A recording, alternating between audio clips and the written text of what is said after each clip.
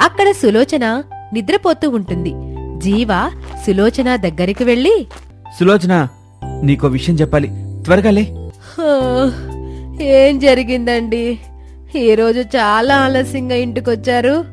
మన పొలంలో ఒక వింత చూశాను, అది చెప్దామని పరిగెత్తుకుంటూ నీ దగ్గరికి వచ్చాను. సులోచన, నువ్వు త్వరగా పద, చూద్దుగాని. ఇప్పుడొద్దండి, కావాలంటే రేపు ఉదయాన్నే వెళ్ళి చూద్దాం. ఇప్పుడే వెళ్ళాలి, ఎందుకంటే మన పొలంలో వర్షం కురిసింది. వర్షం ఎలా పడిందండి?